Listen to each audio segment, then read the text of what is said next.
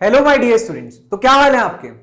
आज हम पढ़ने जा रहे हैं चैप्टर नंबर 4 जिसका नाम है सॉर्टिंग मटेरियल्स इनटू ग्रुप्स, जो कि आपकी साइंस की क्लास 6 की टेक्स्ट बुक से हम पढ़ने जा रहे हैं।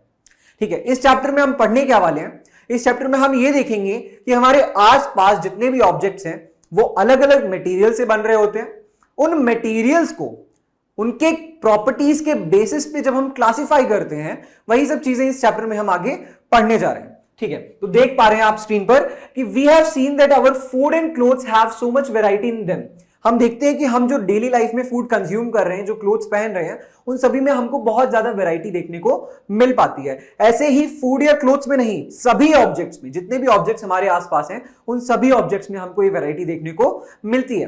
अब अगर मैं बोलूं कि इन ऑब्जेक्ट्स को आप क्लासिफाई करके दिखाइए, तो किस बेसिस पे क्लासिफाई करेंगे। जैसे कि अगर मैं यहां पे बात करता हूं कि all those objects have different shape, colour and uses. ठीक है, तो अगर मैं शेप्स के बेसिस पे बात करता हूं, मान लेते हैं कि पहला बेसिस लेते हैं शेप्स ऑफ ऑब्जेक्ट।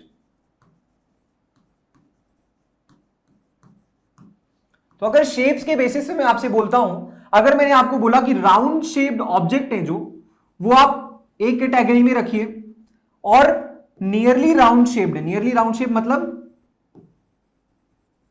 लगभग round shape, something something round. ठीक है, तो अगर राउंड शेप्ड वाले ऑब्जेक्ट हमको रखने होंगे, जैसे कि हम यहां पे बोल सकते हैं क्रिकेट बॉल,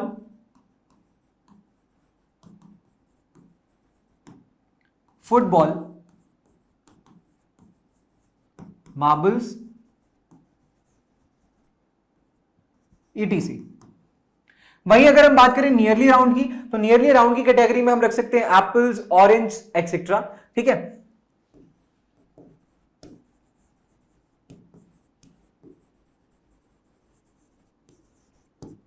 अच्छा जी, आपने ये तो देख लिया कि ऑब्जेक्ट को क्लासिफाई करने के लिए हम अलग अलग पैरामीटर्स लेते हैं। जैसे कि पहला पैरामीटर हमने लिया शेप्स। वहीं अगर हम दूसरा पैरामीटर लेते हैं जैसे कि कलर ऑफ द ऑब्जेक्ट, तो हमारे आसपास जितने भी ऑब्जेक्ट्स हैं उनके डिफरेंट कलर्स हो सकते हैं। अगर हम बात करें कि ब्लैक कलर के कौन कौन से ऑब्जेक्ट्स हैं, तो ब्लैक कलर की टेबल्स भी हो सकती हैं, चेयर्स भी हो सकती हैं, यूटेंसिल्स भी हो सकते हैं। बहुत सारे ऑब्जेक्ट्स हमारे आसपास कलर वाइज अलग अलग हो सकते हैं। वहीं अगर हम यूज की बात करें कि उस ऑब्जेक्ट को हम यूज किस तरीके से कर रहे हैं, तो उनके यूजेस के बेसिस पे भी हम क्लासिफाई कर सकते हैं ऑब्जेक्ट को।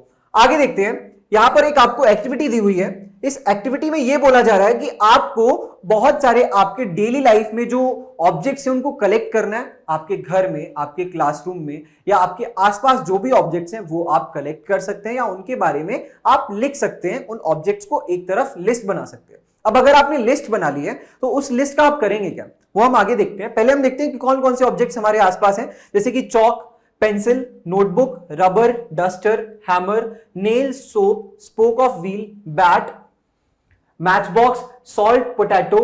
ये सभी जो हैं ऑब्जेक्ट्स हैं जो कि हमारी डेली लाइफ में आसपास दिख सकते हैं। लेकिन बहुत से ऑब्जेक्ट्स ऐसे भी हैं जिनको हम इधर से उधर शिफ्ट नहीं कर सकते हैं। काफी बड़े ऑब्जेक्ट्स होते हैं, जैसे कि क्लासरूम में नहीं लेके जा सकते, जिनको wall, trees, doors, tractor, road, ये सभी ऑब्जेक्ट्स ऐसे हैं जिनको हम इधर से उधर शिफ्ट नहीं कर सकते, बट इनकी हम एक लिस्ट प्रिपेयर कर सकते हैं। अब इस लिस्ट का करेंगे क्या, तो वो मैं आपको बताता हूं। इस लिस्ट से आपको दो टेबल्स बनानी है। बेसिकली एक टेबल में आप क्या कर रहे होंगे, टेबल 1 में एक तरफ आप लिखेंगे ऑब्जेक्ट और दूसरी तरफ आप लिखेंगे मटेरियल यूज्ड। तो मान लीजिए अगर मैंने बोला कि आपने ऑब्जेक्ट उठाया चेयर, तो इस टेबल में आपको करना क्या है, इस टेबल में करना यह है आपको कि जो ऑब्जेक्ट है वो कौन से मटेरियल से बन रहा है वो आपको लिखना है। ओके, सो चेयर किससे बन सकती है, वुड से बन सकती है, प्लास्टिक से बन सकती है। तो हमने लिख दिया कि चेयर के लिए हमने कौन से मटेरियल यूज किए। अब पहली बात तो यह है कि मटेरियल्स होते ही क्या है, तो मटेरियल्स भाई अलग अलग ऑब्जेक्ट्स अलग अलग मटेरियल से बने होते हैं। कुछ ऑब्जेक्ट्स वुड से बने होंगे, कुछ ऑब्जेक्ट मेटल से बने होंगे, कुछ ऑब्जेक्ट प्लास्टिक से बने होंगे, कुछ ऑब्जेक्ट्स रबर से, कुछ ऑब्जेक्ट लेदर से बने होंगे। तो अलग अलग ऑब्जेक्ट्स अलग अलग मटेरियल से बन रहे होते हैं। अब यहां पे दो केसेस अराइज होते हैं। पहला केस जो हमने यहां देखा कि एक ऑब्जेक्ट अलग अलग मटेरियल से बन सकता है, वहीं दूसरा केस क्या अराइज होता है कि एक मटेरियल से कई सारे ऑब्जेक्ट्स बन सकते हैं। तो यहां पे आप टेबल नंबर 4.1 में देख पा रहे होंगे कि एक तरफ ऑब्जेक्ट्स लिखे हैं और दूसरी तरफ मटेरियल्स जिससे वो बन रहे हैं। जैसे कि प्लेट, प्लेट किससे बन सकती है, स्टील से। प्लास्टिक से, तो यहां पे लिखा हुआ है स्टील, ग्लास, प्लास्टिक, इन सभी से क्या बन सकती है? प्लेट बन सकती है। वहीं दूसरा जो ऑब्जेक्ट है यहां पे पेन, पेन किससे बन सकता है? प्लास्टिक एंड मेटल से। जैसे कि हाँ, अगर मैं पेन लिख दूं तो पेन कौन कौन से मटेरियल से बनेगा? प्लास्टिक्स, मेटल्स, इवन आजकल तो वुड से भी पेन बनने लगे हैं, तो आप लिख सकते हो वुड।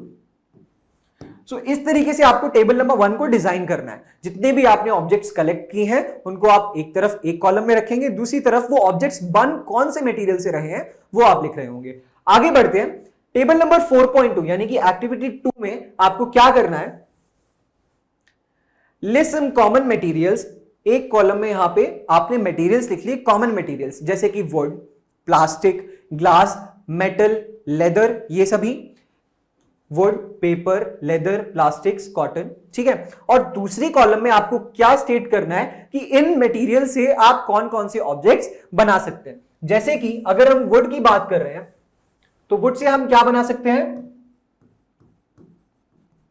टेबल, चेयर, कई सारे यूटेंसिल्स भी ऐसे होते हैं जो वुड से बनते हैं, एक्सेट्रा। सो ये सभी चीजें हम वुड से बना सकते हैं। बेड हो गया, ओके। अब अगर हम बात करते हैं पेपर की, तो पेपर से हम क्या बना सकते हैं? पेपर एक मटेरियल है और पेपर से बनने वाले ऑब्जेक्ट्स क्या हैं? Notebook, book, sheets, etcetera. ये सभी चीजें क्या हैं? ये सभी ऑब्जेक्ट्स एक पर्टिकुलर मटेरियल से बन रहे हैं। तो बच्चों हमने यहां पे क्या सीखा? एक बहुत इंटरेस्टिंग बात हम यहां पे सीख पा रहे हैं कि एक ऑब्जेक्ट कई सारे मटेरियल से बन सकता है, वहीं एक मटेरियल से हम कई सारे ऑब्जेक्ट भी बना सकते हैं। तो यहां पे हम देख पा रहे हैं कि लेदर, प्लास्टिक, कॉटन, इनके सामने ऑब्जेक्ट्स नहीं लिखे हैं जो कि आपको लिखते हैं। मान लेते हैं अगर हम लेदर की बात कर रहे हैं तो लेदर से बनने वाले ऑब्जेक्ट्स क्या हो सकते हैं? बैग्स। भाई डेली लाइफ में आप लोग बैग्स यूज कर रहे हो ना, तो बैग्स लेदर से ही बनते हैं, ओके। बनते तो क्लॉथ से भी हैं, लेकिन कई सारे बैग्स ऐसे होते हैं जो कि लेदर से भी बनाए जा सकते हैं। वहीं बेल्ट्स, जो हम बेल्ट्स पहनते हैं, वो बेल्ट्स भी लेदर से बन रही होती हैं। पर्सेस, वॉलेट्स, एक्सेट्रा, ये सभी चीजें लेदर से बनती हैं। शूज हो गए, शूज को भी आप इसमें इंक्लूड कर सकते हो। बहुत सारे शूज होते हैं जो कि लेदर से बनते हैं, कई सारे क्लॉथ से बनते हैं, कई सारे लेदर से बनते हैं। फिलहाल हम लेदर की बात कर रहे हैं, तो लेदर के लिए हमने मेंशन कर दिया है यहाँ पे जो जो ऑब्जेक्ट उससे बन सकते हैं। वहीं अगर हम बात करें प्लास्टिक्स की, तो प्लास्टिक से क्या क्या बन सकता है बच्चों? अरे यार भाई, डेली लाइफ में टॉयज हैं, टिफिन बॉक्स या लंच बॉक्स, पेन, चेयर, ये सभी ऑब्जेक्ट्स हैं जो कि प्लास्टिक से बनते हैं। Last material that is written here is cotton. Cotton से क्या क्या बन सकता है? क्या पहन रखा है? शर्ट पहन रखी होगी, टॉप पहन रखा होगा, यानी कि फैब्रिक्स किससे बन रहे हैं? कॉटन से बन रहे हैं, है ना। वहीं हम पिलोज, हमारे घर में जो तकिए होते हैं वो भी कॉटन से बन रहे होते हैं। किल्ट्स, मैट्रेसेस, एक्सेट्रा। सो ये सभी ऑब्जेक्ट हैं जो कि कॉटन से बन रहे हैं। तो मेरे प्यारे बच्चों, आपने क्या क्या सीखा? आपने ये सीखा कि एक ऑब्जेक्ट बहुत सारी मटेरियल से बन सकता है, 1, 2, 3, कई सारे मटेरियल से।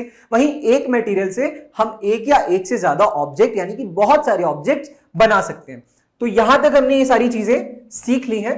आगे हम देखने जा रहे हैं प्रॉपर्टीज ऑफ मटेरियल। अब बात मटेरियल्स की चल रही है, तो मटेरियल्स की प्रॉपर्टीज के बेसिस पे ही तो क्लासिफिकेशन होगा ना, कि मटेरियल का रंग रूप क्या है भाई, मटेरियल का साइज क्या है, मटेरियल सॉल्युबल है, इनसॉल्युबल है, मटेरियल हार्ड है या सॉफ्ट है। तो ये सभी क्या है, इसकी प्रॉपर्टीज है। फर्स्ट प्रॉपर्टी आती है अपीयरेंस। तो अपीयरेंस में क्या होता है? Materials usually look different from each other. ज्यादातर मटेरियल्स एक दूसरे से डिफरेंट दिखते हैं। भाई स्टील या मेटल वुड से अलग दिख रहा होता है। वुड शाइनी नहीं होता है बट मेटल इज शाइनी, ठीक है। Wood looks very different from iron. Iron appears different from copper or aluminium. At the same time, there may be some similarities between iron, copper and aluminium that are not there in wood. अब इस property को यानी कि जो appearance है इसको समझने के लिए हम क्या कर सकते हैं, हम यहाँ पे एक काम करेंगे, एक्टिविटी थर्ड पढ़ने वाले हैं। तो एक्टिविटी थर्ड में हम क्या करने वाले हैं, हम कुछ ऐसे मटेरियल्स लेंगे, ऐसे कुछ डेली लाइफ में जो ऑब्जेक्ट्स हैं जो कि उन मटेरियल से बन रहे होंगे उनको हम लेते हैं और उनको कट करके देखते हैं कि वो शाइन कर रहे हैं या नहीं कर रहे हैं। भाई अगर कोई ऑब्जेक्ट शाइन कर रहा है दैट मींस कि इट हैज लस्टर, और अगर कोई ऑब्जेक्ट नहीं शाइन कर रहा है दैट मींस कि इसके पास लस्टर नहीं है, यानी कि वो चमक नहीं रहा है। यानी कि हम यहां पे ये देख पा रहे हैं कि हम उसके अपीयरेंस के बेसिस पे क्लासिफाई कर सकते हैं। जैसे कि मैंने अभी आपको बताया था कि वुड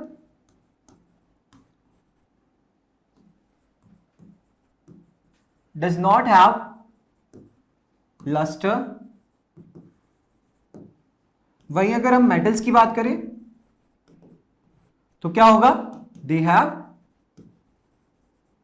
लस्टर, क्योंकि वो शाइन करते हैं भाई, वो शाइन करते हैं। मान लो अगर बीच में से किसी मेटल रॉड को काट रहे हो आप तो ऑब्वियस सी बात है वो शाइन करेगी अगर वो काफी टाइम से यूज हो रही है। अगर हम नई रॉड ले रहे हैं, आयरन रॉड नहीं ले रहे हैं, तो पहले से ही शाइन कर रही होगी। कई बार क्या होता है कि कई सारे मेटल्स ऐसे होते हैं तो जो तुरंत जो है एयर के साथ यानी कि हमारी ऑक्सीजन के साथ रिएक्ट कर जाते हैं और अपनी लस्टर को खो देते हैं। तो इसीलिए अगर आप किसी आयरन शॉप पे जाते हैं तो वहां पे आप ये देख सकते हैं जो नए नए आयरन से बने हुए ऑब्जेक्ट्स होते हैं वो चमक रहे होते हैं। बट वहीं अगर हमारे घर में जो पुराने ऑब्जेक्ट्स होते हैं उनमें वो शाइनिंग नहीं रहती है। लेकिन क्यों? क्योंकि वो हमारी एयर से कंबाइन होके, मॉइस्चर से कंबाइन होके रस्ट उन पे आ जाती है, जिस वजह से वो कॉरोसिव हो जाते हैं और हमें शाइनिंग नहीं दिखती है। ठीक है, आगे बढ़ते हैं। नेक्स्ट प्रॉपर्टी है जो वो है हार्डनेस। अब ये हार्डनेस क्या है भाई? हार्डनेस एक ऐसी प्रॉपर्टी है जो कि हमें यह बताती है कि कोई ऑब्जेक्ट हार्ड है या सॉफ्ट है। पता कैसे करेंगे? चलिए देखते हैं। When you press different materials with your hands, some of them may be hard to compress while others can be easily compressed. Take a metal key and try to scratch with it.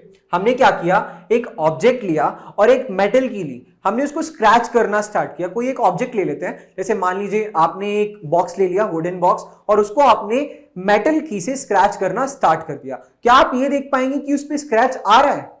अगर उस पर scratch आ रहा है इसका मतलब वो compressible है, यानी कि वो थोड़ा सा सॉफ्ट है।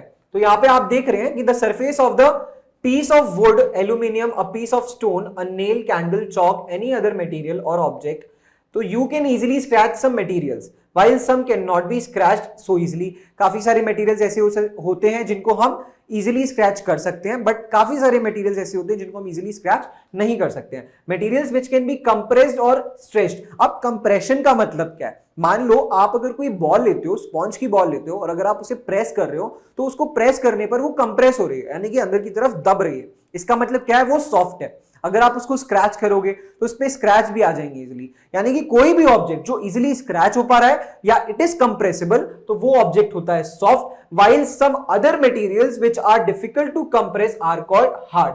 वहीं वो ऑब्जेक्ट्स जो कंप्रेस नहीं किए जा सकते हैं वो हार्ड होते हैं। फॉर एग्जाम्पल, कॉटन और sponge is soft while iron is hard। Cotton और स्पॉन्ज सॉफ्ट होते हैं और आयरन हार्ड होते हैं। In appearance, materials can have different properties like luster, hardness, be rough or smooth।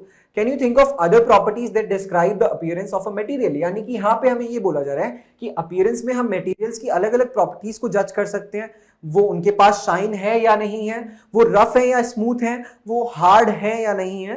अब आगे हम पढ़ने जा रहे हैं नेक्स्ट प्रॉपर्टी, सॉल्युबल और इनसॉल्युबल। अब सॉल्युबल और इनसॉल्युबल का मतलब क्या है बच्चों? यहाँ पे उसका मतलब यह है कि कोई भी ऑब्जेक्ट पानी में सॉल्युबल है, यानी कि अगर हमने उसको पानी में डाला या किसी लिक्विड में डाला तो मर्ज हो गया, क्या उसमें कंप्लीटली डिसॉल्व हो गया?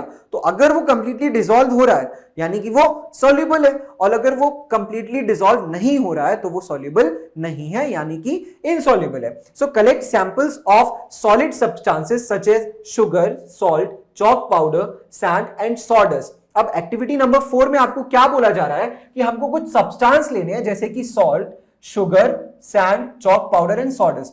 हम क्या करने वाले हैं कि पानी लेंगे एक टम्बलर में, 5 टम्बलर्स लिए आपने, लाइक अगर आपने 5 ऑब्जेक्ट्स लिए तो आपने 5 टम्बलर लिए, ओके, 5 कंटेनर्स लिए और उनमें आपने पानी डाल दिया। अब आप क्या करेंगे, एक एक कंटेनर में एक एक ऑब्जेक्ट डालेंगे, जैसे कि फर्स्ट कंटेनर में आपने सॉल्ट डाला, सेकंड कंटेनर में शुगर एंड सो ऑन। ठीक है, तो क्या होगा, अब आपको यह देखना है कि जब आपने पानी में सॉल्ट मिलाया तो क्या हुआ होगा, डिसअपियर हो गया वो वाटर में या फिर नहीं हुआ। तो आप अपने लाइफ में जब आप ये एक्टिविटी करके देखेंगे, रेगुलर लाइफ में, डेली लाइफ में जब आप ऐसा कर रहे होंगे प्रैक्टिकली, तो आप देख पा रहे होंगे कि जो सॉल्ट है वो कंप्लीटली डिसॉल्व हो चुका है। सो दैट इज व्हाई हम यहां लिख सकते हैं कि इट डिसअपियर इन वाटर। और जो ऑब्जेक्ट डिसअपियर हो जाते हैं वाटर में, जो कि हमको नहीं दिख रहे होते, उन ऑब्जेक्ट्स को हम क्या बोलते हैं, सॉल्युबल। Exactly, soluble materials. ठीक है, वहीं हम बात करें अगर शुगर की, तो शुगर को अगर हम वाटर में डिसॉल्व कर रहे होंगे, so it will also disappear itself. So that is why it's also a soluble material. अब अगर हम बात कर रहे हैं सैंड की, यानी कि मिट्टी की, भाई एक हाथ में मिट्टी ले लो और एक ग्लास में पानी ले लो, उसमें डाल के देखो जरा, क्या वो उसमें मर्ज हो जाएगी, क्या वो उसमें गायब हो जाएगी? बिल्कुल नहीं।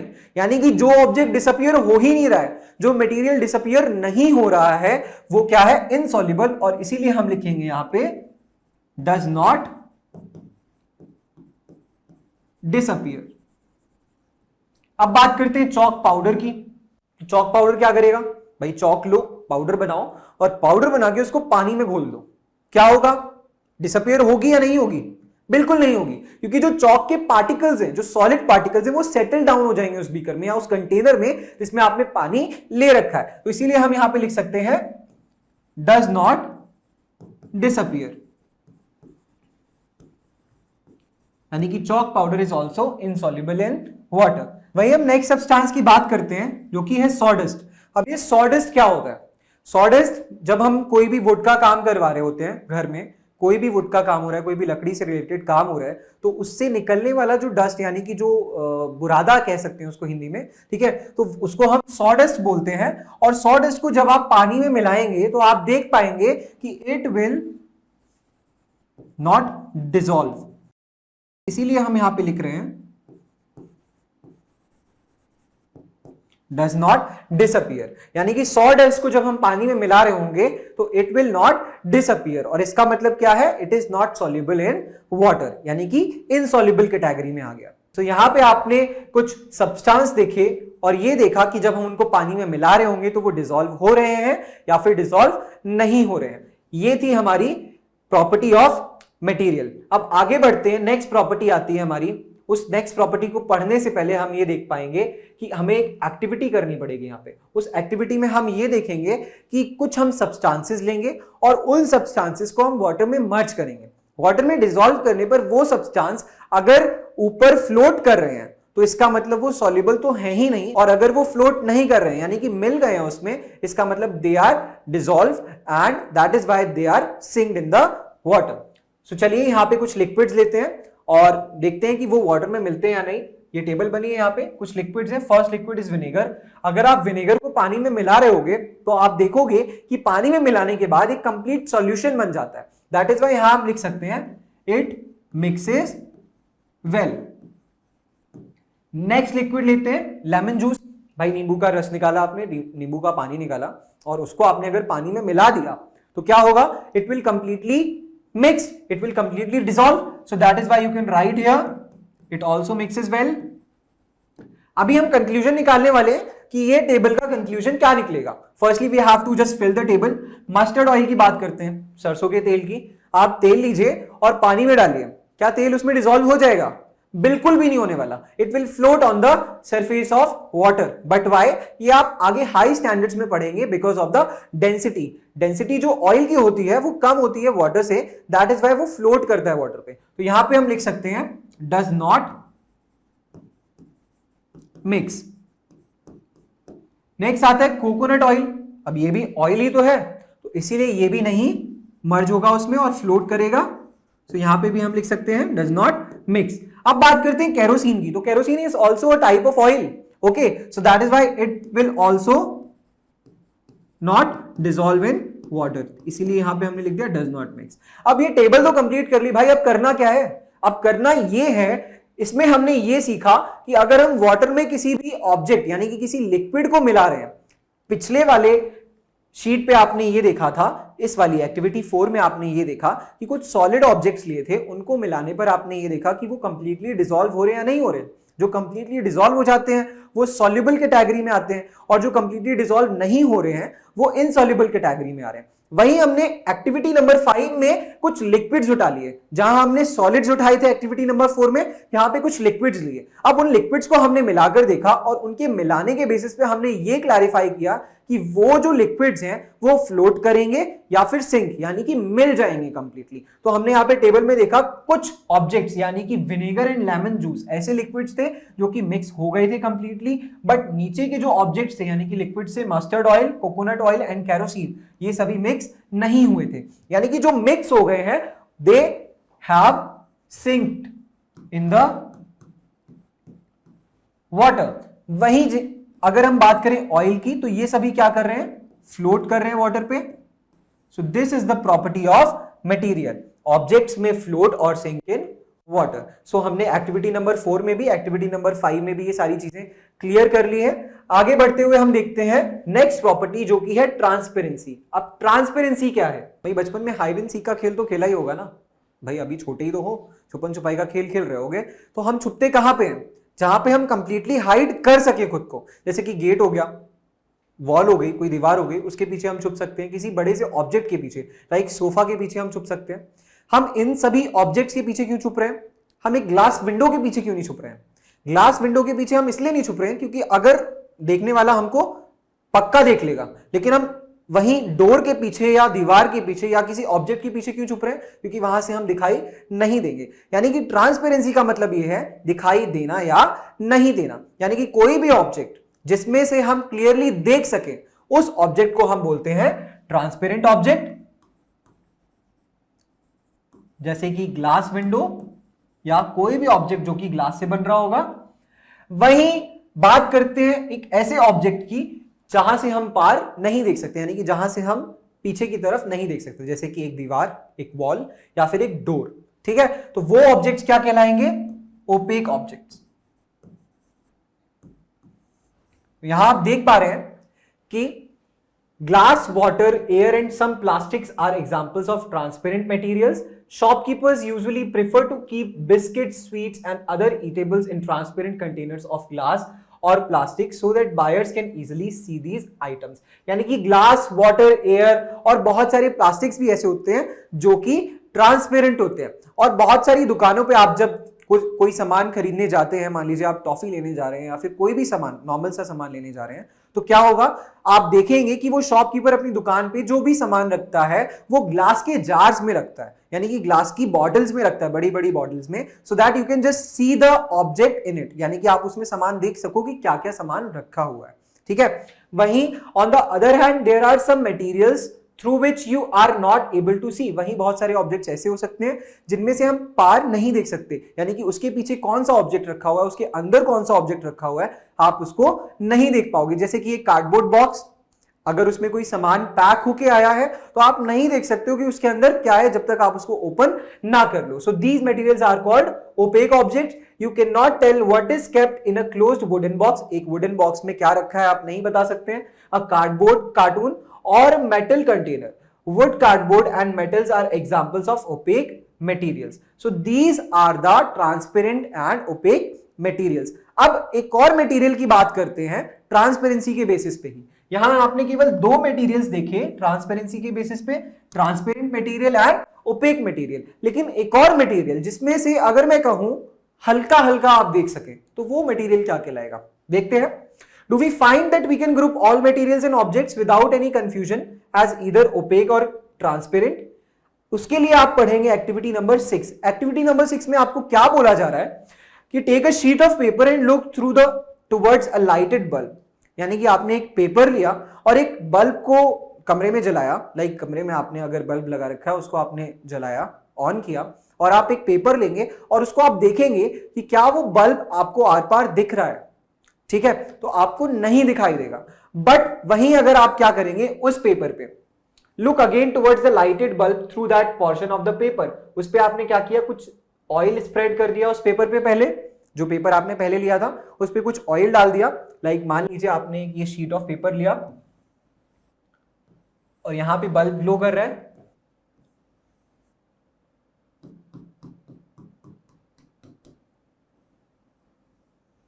ठीक है। और अगर आप शीट ऑफ पेपर से देख रहे होंगे तो आपको बल्ब नहीं दिखाई देगा, लेकिन क्या किया आपने, कुछ पोर्शन पे आपने ऑयल डाल दिया, ऑयल की कुछ ड्रॉप्स डाल दी, तो क्या होगा, आप करके देखेंगे अगर प्रैक्टिकली तो आपको यह दिखाई देगा बच्चों कि ऑयल की वजह से वो जो ऑब्जेक्ट है यानी कि पीछे की जो लाइट है, जो लाइट बल्ब है, वो आपको हल्का हल्का सा दिखने लगेगा, यानी कि कुछ कुछ हद तक दिखाई देने लगेगा। Which the oil has been spread, do you find that the bulb is more clearly visible than before, but can you see clearly through the oiled paper? यानी कि आपको जो बल्ब था वो थोड़ा थोड़ा सा दिखाई देने लगा, लेकिन सब कुछ नहीं दिखाई दे रहा है। इसका मतलब क्या है, ये जो ऑब्जेक्ट बन गया हमारा ऑयल डालने पर, ये जो फाइनल ऑब्जेक्ट बना है, इन्हीं ऑब्जेक्ट्स को हम क्या बोलते हैं, ट्रांसल्यूसेंट ऑब्जेक्ट, यानी कि वो ऑब्जेक्ट जिनमें से हम देख तो पा रहे हैं बट कंप्लीटली नहीं देख पा रहे हैं। सो हमने 3 कैटेगरीज पढ़ी ट्रांसपेरेंसी के बेसिस पे। The first category was transparent object,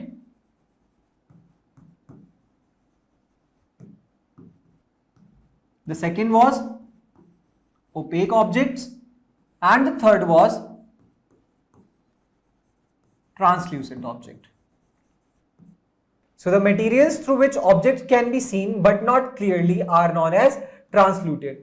तो ऐसे ही objects को हम translucent object बोलते हैं। Remember the oily patch on paper when we tested food items for presence of fats, यानी कि जो oily patch हमने बनाया था अभी पेपर पे, उससे हम देख पा रहे थे। मान लीजिए आपने कोई ऐसा फूड आइटम परचेज किया जो कि ऑयल से बना है, यानी कि बहुत सारा ऑयल है उसमें, तो आप क्या करते हो, उस पेपर पे, अगर किसी पेपर पे उस ऑब्जेक्ट को रख रहे हैं, यानी उस फूड ऑब्जेक्ट को रख रहे हैं, तो क्या होगा कि आपको उस ऑयल की वजह से वो पेपर जो है ट्रांसल्यूसेंट बन जाएगा और वो फूड ऑब्जेक्ट आपको दिखने लगेगा। We can therefore group materials as opaque, transparent and translucent.